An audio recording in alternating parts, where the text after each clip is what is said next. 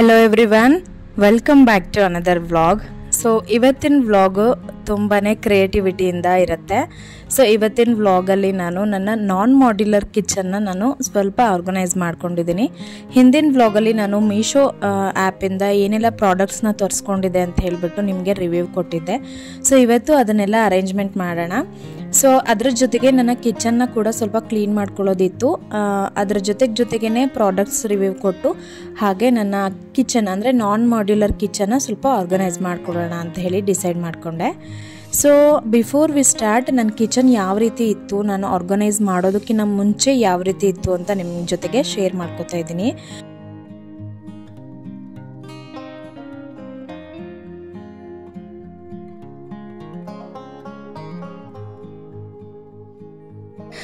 ನಾನು ಹಿಂದಿನ ವ್ಲಾಗಲ್ಲೇ ನಿಮ್ಮ ಜೊತೆಗೆ ಶೇರ್ ಮಾಡ್ಕೊಂಡಿದ್ದೆ, ಇದು ಆ್ಯಕ್ಚುಲಿ ಕಿಚನ್ ಅಲ್ಲ, ನಾವು ಕಿಚನ್ ಥರ ಅರೇಂಜ್ ಮಾಡ್ಕೊಂಡಿರೋದು ಅಂತ ಹೇಳಿ. ಸೊ ಹಾಗಾಗಿ ನಾನ್ ಮಾಡ್ಯುಲರ್ ಕಿಚನ್ಗಿಂತನೂ ನನಗಿದ್ರಲ್ಲಿ ತುಂಬಾ ಸ್ಪೇಸ್ ಕಡಿಮೆ ಇದೆ. ಸೊ ಅದರಲ್ಲೂ ಕೂಡ ನಾನು ಹೇಗೋ ಐಟಮ್ಸ್ಗಳನ್ನೆಲ್ಲ ಹೊಂದಿಸ್ಕೊಂಡು ಇಟ್ಕೊಂಡಿದ್ದೀನಿ.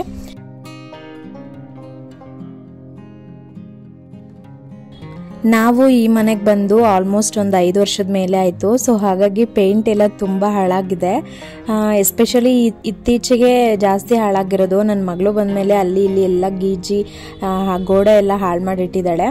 ಬಟ್ ಇವಾಗ ಅದನ್ನೆಲ್ಲ ಪೇಂಟ್ ಎಲ್ಲ ಮಾಡಿಬಿಟ್ಟು ಆರ್ಗನೈಸ್ ಮಾಡ್ಕೊಳಕ್ಕಾಗಲ್ಲ. ಬಟ್ ಕ್ಲೀನಿಂಗ್ ಮಾಡಿಕೊಂಡು ಐಟಮ್ಸ್ಗಳನ್ನೆಲ್ಲ ಹೊಂದಿಸ್ಕೊಂಡು ನೀಟಾಗಿ ಜೋಡಿಸ್ಕೋಬೋದು ಅಷ್ಟೇ ಅಲ್ವಾ. ಸೊ ಹಾಗಾಗಿ ಇವತ್ತು ಜಸ್ಟ್ ಹಾಗೆ ಆರ್ಗನೈಸ್ ಮಾತ್ರ ಮಾಡ್ಕೋತೀನಿ, ಪೇಂಟಿಂಗ್ ಎಲ್ಲ ಏನೂ ಮಾಡಲ್ಲ.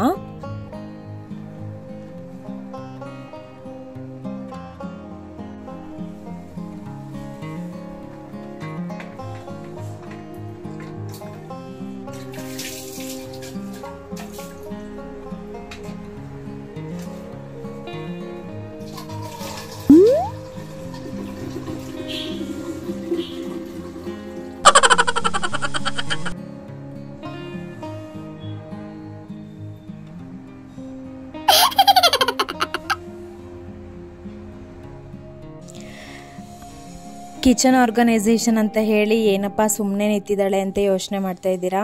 ಸೊ ನಾನಂತೂ ಫುಲ್ ಕನ್ಫ್ಯೂಷನ್ ಆಗೋಗ್ಬಿಟ್ಟಿದ್ದೆ. ಕಿಚನ್ ಕ್ಲೀನಿಂಗ್ ಅಂತೂ ಮಾಡಬೇಕು ಅಂತ ಡಿಸೈಡ್ ಮಾಡಿದ್ದೆ, ಬಟ್ ಯಾವ ಕಡೆಯಿಂದ ಸ್ಟಾರ್ಟ್ ಮಾಡಬೇಕು ಅನ್ನೋದೇ ತಲೆ ಓಡ್ತಾ ಇರಲಿಲ್ಲ. ಹಾಗಾಗಿ ಸ್ವಲ್ಪ ನೀರು ಕುಡಿದು ಸುಧಾರಿಸ್ಕೊಂಡು ಯಾವ ಕಡೆಯಿಂದ ಸ್ಟಾರ್ಟ್ ಮಾಡಿದ್ರೆ ಬೇಗ ಮುಗಿಯುತ್ತೆ, ಹೇಗೆ ಮಾಡಬೇಕು ಅಂತೆಲ್ಲ ಯೋಚನೆ ಮಾಡ್ಕೊಂಡು ನಿಂತಿದ್ದೆ ಅಷ್ಟೇ. ಅದಾದಮೇಲೆ ನಾನು ಗ್ಲಾಸಸ್ ಇರೋವಂಥ ಐಟಮ್ಸ್ ಎಲ್ಲ ಒಂದು ಕಡೆ ಎತ್ತಿಟ್ಕೊಂಡ್ಬಿಡೋಣ ಫಸ್ಟು ಅಂಥೇಳಿ ಡಿಸೈಡ್ ಮಾಡಿ, ಮೊದಲು ನಾನು ಗಿಡಗಳೇನು ಇಟ್ಕೊಂಡಿದ್ದೀನಲ್ಲ, ಅಂದರೆ ಮನಿ ಪ್ಲ್ಯಾಂಟ್ ಹಾಕಿ ಇಟ್ಕೊಂಡಿದ್ದೀನಲ್ಲ, ಗ್ಲಾಸ್ ಜಾರು ಮತ್ತು ಬಾಟಲ್ಸ್ ಎಲ್ಲ ಫಸ್ಟು ಅದೆಲ್ಲ ವಾಶ್ ಮಾಡಿ ಎತ್ತಿಟ್ಕೊಂಡೆ. ಅದಾದ ನಂತರ ಕ್ರಾಕರೀಸ್ ಏನು ಬರುತ್ತೆ, ಕಾಫಿ ಕಪ್ಸು ಮಗ್ಸು ಅದೆಲ್ಲ ಏನಿದೆ ಅದನ್ನೆಲ್ಲ ಎತ್ತಿಟ್ಕೊಂಡೆ.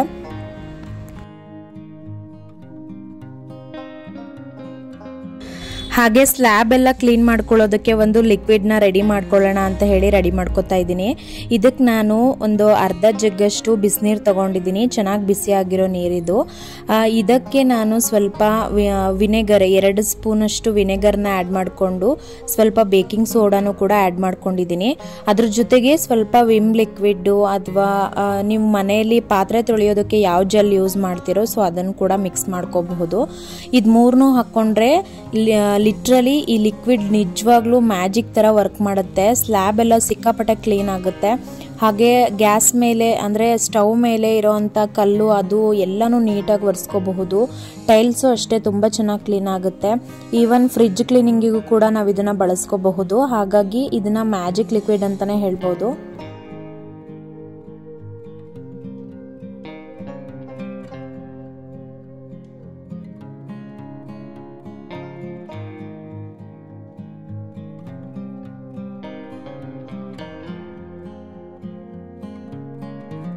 ಈ ಲಿಕ್ವಿಡ್ ಹಾಕಿ ನಾವು ಕಲ್ಲೆಲ್ಲ ಒರೆಸ್ಕೊಂಡ್ವಿ ಅಂತ ಹೇಳಿದ್ರೆ ನಿಜವಾಗ್ಲೂ ಶೈನಿಂಗ್ ಕಾಣುತ್ತೆ. ನೀವು ಬೇಕಾದರೆ ಮನೇಲಿ ಒಂದು ಟ್ರೈ ಮಾಡಿ ನೋಡಿ, ನೀವೇ ನನಗೆ ಕಮೆಂಟ್ ಮಾಡಿ ತಿಳಿಸ್ತೀರಾ.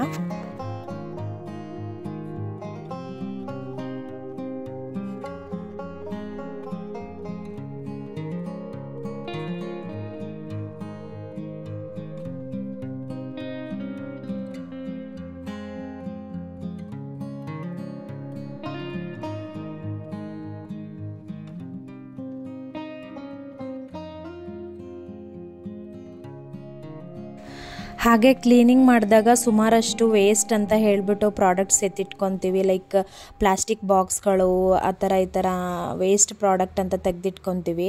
ಬಟ್ ನಾನಿಲ್ಲಿ ಈ ಜಗ್ನ ಯೂಸೇ ಮಾಡ್ತಾ ಇರಲಿಲ್ಲ, ನೀರು ತುಂಬಿ ಇಟ್ಕೊಳ್ತಾ ಇರಲಿಲ್ಲ ಇದರಲ್ಲಿ. ಯೂಶ್ವಲಿ ಆವಾಗ ನೀರು ಇಟ್ಕೊಳ್ಳೋಕೆ ಬರುತ್ತೆ ಅಂತ ತೊಗೊಂಡಿದ್ದೆ, ಬಟ್ ಯೂಸೇ ಮಾಡಲಿಲ್ಲ. ಇನ್ನೇನು ಬಿಸಾಕ್ ಬಿಡೋಣ, ಯೂಸೇ ಮಾಡ್ತಿಲ್ಲ ಅಂತ ಅಂದ್ಕೊಂಡೆ. ಆಮೇಲೆ ಬೇಡ ಬಿಸಾಕೋದು ಬೇಡ, ಇದರಿಂದ ಏನಾದರೂ ಯೂಸ್ ಮಾಡ್ಬೋದಲ್ಲ ಅಂತ ಹೇಳಿ ನಾನು ಇದರಲ್ಲಿ ವುಡನ್ದು ಸ್ಪೂನ್ಸ್ ಬರುತ್ತಲ್ವ, ಆ ಸ್ಪೂನ್ಸ್ಗಳು ಮತ್ತು ಮ್ಯಾಶರು ಅದನ್ನೆಲ್ಲ ಇಟ್ಕೊಳ್ಳೋಕ್ಕೆ ಒಂದು ಸ್ಟೋರೇಜ್ ಬಾಕ್ಸ್ ಥರ ಇಲ್ಲಿ ಯೂಸ್ ಮಾಡಿಕೊಂಡೆ.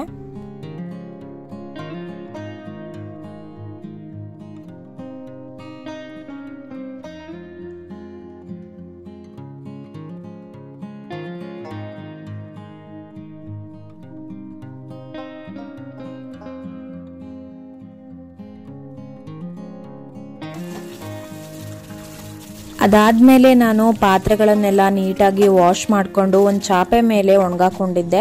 ನೀಟಾಗಿ ನೀರೆಲ್ಲ ಇಳಿದಾದ ನಂತರ ಒಂದು ಕಾಟನ್ ಬಟ್ಟೆಯಲ್ಲಿ ಒರೆಸ್ಕೊಂಡು ಆಮೇಲೆ ಪಾತ್ರೆಗಳನ್ನು ಜೋಡಿಸ್ಕೊಂಡ್ರಾಯ್ತು ಅಂತ ಫಸ್ಟು ಪಾತ್ರೆಗಳನ್ನೆಲ್ಲ ತೊಳೆದಿಟ್ಕೊಂಡೆ. ಪಾತ್ರೆ ಎಲ್ಲ ತೊಳೆಯೋದಾದರೆ ಆಲ್ಮೋಸ್ಟ್ 50% ಕಿಚನ್ ಕ್ಲೀನ್ ಆದಂಗೆ ಆಗುತ್ತೆ. ಯಾಕಂದರೆ ಸುಮಾರಷ್ಟು ಪಾತ್ರೆ ಆಗಿಬಿಟ್ಟಿತ್ತು. ನಾನು ಅದರಲ್ಲೂ ಒಂದು ಅರ್ಧ ಪಾತ್ರೆಗಳನ್ನ ಎತ್ತಿಟ್ಟಿದ್ದೀನಿ. ಇವಾಗ ಎಷ್ಟು ಬೇಕೋ ಅಷ್ಟನ್ನೇ ಮಾತ್ರ ಯೂಸ್ ಮಾಡ್ಕೋತಾ ಇರೋದು. ಏನಾದರೂ ನೆಂಟರು ಯಾರಾದರೂ ಬಂದಾಗ ಬೇಕಾದರೆ ಮತ್ತೆ ತಗೊಂಡು ಯೂಸ್ ಮಾಡಿದ್ರಾಯ್ತು ಅಂತ ಹೇಳಿ ಒಂದು ಕಾಟನ್ ಬಾಕ್ಸಲ್ಲಿ ಎಲ್ಲ ಪ್ಯಾಕಿಂಗ್ ಮಾಡಿ ಎತ್ತಿಡಿಸ್ಬಿಟ್ಟಿದ್ದೀನಿ.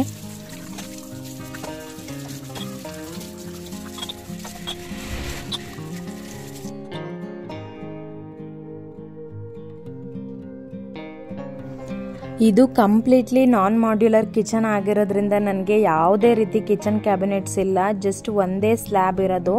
ಅದರಲ್ಲೂ ಕೂಡ ಒಂದು ಕಡೆ ಸೈಡಲ್ಲಿ ಸ್ಟವ್ ಇಟ್ಕೊಂಡಿದ್ದೀನಿ, ಇನ್ನೊಂದು ಕಡೆ ಸೈಡಲ್ಲಿ ಸಿಂಕ್ ಬರುತ್ತೆ, ಅದ್ರ ಮಧ್ಯೆ ಸ್ವಲ್ಪ ಜಾಗ ಬರುತ್ತೆ ಅಷ್ಟೇ.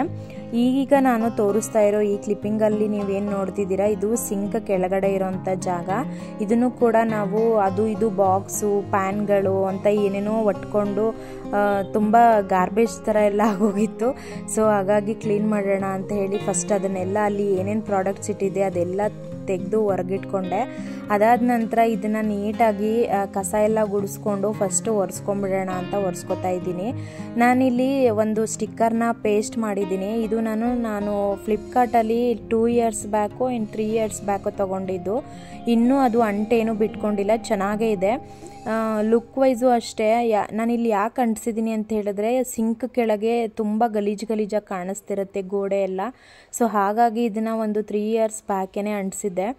ಬಟ್ ಅದೇನೂ ಆಗಿಲ್ಲ, ಹಾಳಾಗಿಲ್ಲ, ಚೆನ್ನಾಗೇ ಇದೆ. ಸೊ ಕಸ ಗುಡಿಸ್ಬಿಟ್ಟು ಮತ್ತೆ ನೆಲ ಒರೆಸೋ ಥರ ಬಟ್ಟೆಯಲ್ಲಿ ಒದ್ದೆ ಬಟ್ಟೆಯಲ್ಲಿ ಒರೆಸ್ಕೊಬಹುದು, ಕ್ಲೀನ್ ಆಗುತ್ತೆ.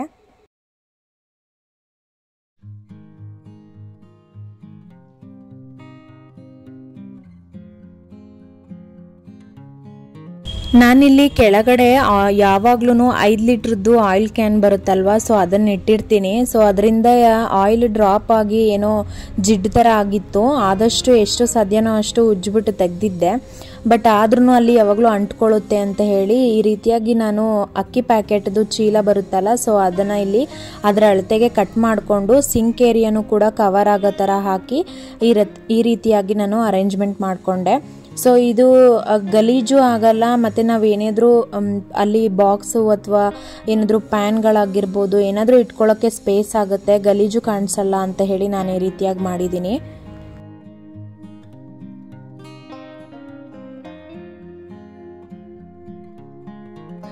ಇದಾದ ನಂತರ ನಾನು ಪಾತ್ರೆಗಳನ್ನೆಲ್ಲ ಏನು ಜೋಡಿಸ್ಕೋತೀನಲ್ಲ ಆ ಸೆಲ್ಫ್ಗಳನ್ನೆಲ್ಲ ನೀಟಾಗಿ ಒರೆಸ್ಕೊಂಡೆ. ಅದೇ ಲಿಕ್ವಿಡ್ ಹಾಕಿನೇ ಒರೆಸ್ಕೊಂಡೆ, ಎಲ್ಲ ನೀಟಾಗಿ ಕ್ಲೀನ್ ಆಗುತ್ತೆ.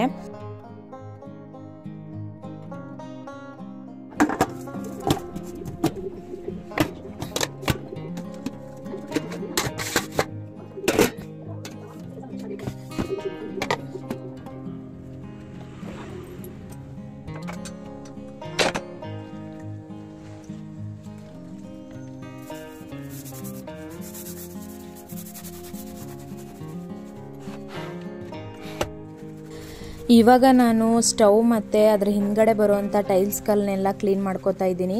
ಆಲ್ಮೋಸ್ಟ್ ಈ ಪೋರ್ಷನಲ್ಲೇ ಜಾಸ್ತಿ ಜಿಡ್ಡು ಕೂತಿರುತ್ತೆ ಎಲ್ಲರ ಮನೇಲೂ ಅಷ್ಟೇ. ಯಾಕೆಂದರೆ ನಾವಿಲ್ಲಿ ಏನು ಅಡುಗೆ ಮಾಡ್ತೀವಿ ಅದರಿಂದ ಬರೋವಂಥ ಜಿಡ್ಡಿನಂಶ ಎಲ್ಲ ಬಂದು ಕಲ್ ಮೇಲೆ, ಸೆಲ್ಫ್ ಮೇಲೆ, ಸ್ಟವ್ ಮೇಲೆ ಎಲ್ಲ ಕೂತಿರುತ್ತೆ. ಅದ್ರ ಜೊತೆಗೆ ಇನ್ನೊಂದು ಏನಂತ ಹೇಳಿದ್ರೆ, ನಮ್ಮ ಮನೇಲಿ ನಾನಿಲ್ಲಿ ಅಡುಗೆ ಮಾಡೋ ಈ ಜಾಗದ ಎದುರುಗಡೆನೆ ದೊಡ್ಡದಾಗಿ ಕಿಟಕಿ ಇದೆ. ಸೊ ಅಲ್ಲೂ ಅಷ್ಟೇ ಕಿಟಕಿ ಮೇಲೂ ತುಂಬಾ ಧೂಳು ಕೂತಿರುತ್ತೆ, ಹಾಗೆಯೇ ಜಿಡ್ಡು ಕೂತಿರುತ್ತೆ. ನಾನು ಯಾವಾಗೇ ಅಡುಗೆ ಮನೆ ಕ್ಲೀನ್ ಮಾಡಿಕೊಂಡ್ರೂ ಕೂಡ ಆವಾಗ ಕಿಟಕಿನ ಕಂಪಲ್ಸರಿ ಕ್ಲೀನ್ ಮಾಡಲೇಬೇಕು. ಸೊ ಹೀಗಿರೋದ್ರಿಂದ ಅದು ಮೇಯ್ನ್ ಕಾನ್ಸಂಟ್ರೇಟ್ ಮಾಡಿ ನಾನು ನೀಟಾಗಿ ಕ್ಲೀನ್ ಮಾಡಿಕೊಂಡೆ.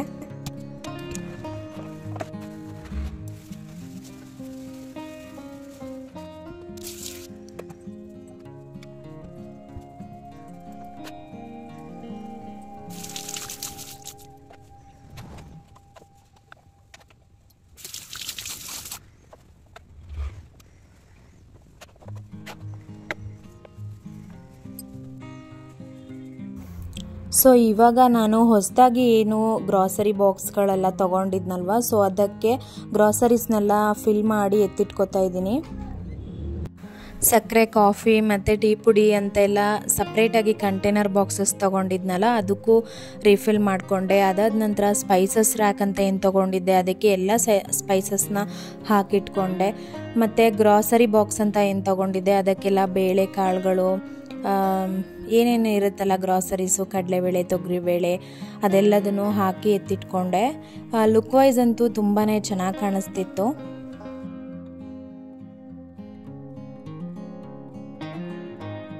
ಅಷ್ಟೊತ್ತಿಗೆ ನಮ್ಮ ಯಜಮಾನ್ರು ಕೂಡ ಬಂದಿದ್ದರು. ಹಾಗೆ ನಂದು ರಿಂಗ್ ಲೈಟ್ ಕೂಡ ಪ್ರಾಬ್ಲಮ್ ಆಗಿಬಿಟ್ಟಿತ್ತು. ನನ್ನ ಮಗಳು ಬೀಳಿಸ್ಬಿಟ್ಟಿದ್ಲು.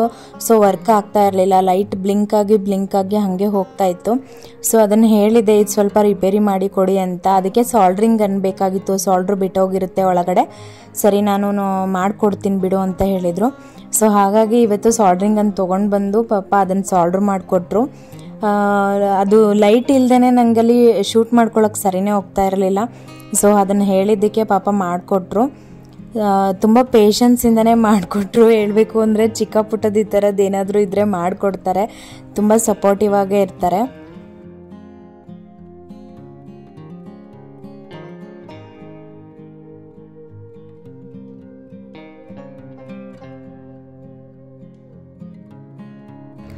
ಸೊ ಅದಾದಮೇಲೆ ಹಾಗೆ ಅಡುಗೆ ಮನೇಲಿ ಒಂದು LED ಸ್ಟ್ರಿಪ್ನು ಕೂಡ ಹಾಕಿಸ್ದೆ, ಅದನ್ನು ಕೂಡ ಅವರೇ ಮಾಡಿಕೊಟ್ರು.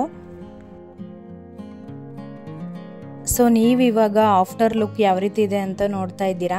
ಸೊ ನಾನಿಲ್ಲಿ ಗ್ರಾಸರಿ ಬಾಕ್ಸಸ್ಗೆ ಸ್ವಲ್ಪ ಪ್ರಮಾಣದಲ್ಲೇ ಹಾಕ್ಕೊಂಡಿದ್ದೀನಿ, ಯಾಕಂದರೆ ಇದು ಆಚೆ ಕಡೆ ಇರೋದ್ರಿಂದ ಬೇಗ ಹಾಳಾಗೋ ಚಾನ್ಸಸ್ ಇರುತ್ತಲ್ವ. ಸೊ ಹಾಗಾಗಿ ಮಿಕ್ಕಿದ ಗ್ರಾಸರೀಸ್ನೆಲ್ಲ ನಾನು ಫ್ರಿಜ್ಜಲ್ಲಿ ಎತ್ತಿಟ್ಕೊತೀನಿ.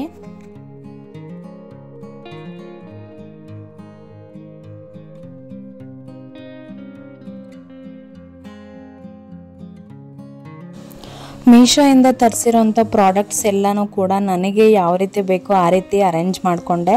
ಅಂದರೆ ಲೈಕ್ ಕಿಚನ್ ಬೋರ್ಡ್ಸ್ ಎಲ್ಲ ತರಿಸಿದ್ನಲ್ವ, ಅದೆಲ್ಲ ಹುಕ್ ಹಾಕಿ ಅಂಟಿಸ್ಕೊಂಡು ಆ ಕೆಲಸ ಎಲ್ಲ ಶೂಟ್ ಮಾಡಲಿಲ್ಲ. ಬಿಕಾಸ್ ಅದು ನನಗೆ ಒಂದ್ಸರಿ ಹಾಕಿದ್ದು ಯಾಕೋ ಇಷ್ಟ ಆಗಲಿಲ್ಲ, ಮತ್ತೆ ಅದನ್ನೆಲ್ಲ ರೀಚೇಂಜ್ ಮಾಡಿದ್ದೆ. ಸೊ ಹೀಗಾಗಿ ನನಗೆ ಯಾವ ರೀತಿ ಕಂಫರ್ಟಬಲಾಗಿ ಫೀಲ್ ಆಗುತ್ತೆ, ಸೊ ಅದನ್ನು ನೋಡಿಕೊಂಡು ಮತ್ತು ನನಗೆ ಪಾತ್ರೆಗಳು, ಕಿಚನ್ ಐಟಮ್ಸ್ಗಳೆಲ್ಲ ಏನಿರುತ್ತೆ ಅದನ್ನು ಜೋಡಿಸ್ಕೊಳ್ಳೋಕ್ಕೂ ಕೂಡ ಕನ್ವಿನಿಯೆಂಟಾಗಿ ಜಾಗ ಬೇಕಲ್ವ. ಸೊ ಅದನ್ನೆಲ್ಲ ನೋಡಿಕೊಂಡು ನನಗೆ ನನ್ನ ಕಿಚನ್ಗೆ ಯಾವ ರೀತಿ ಬೇಕು ಅಂತ ಅನಿಸುತ್ತೋ ಸೊ ಆ ರೀತಿಯಾಗಿ ರೆಡಿ ಮಾಡ್ಕೊಂಡಿದ್ದೀನಿ.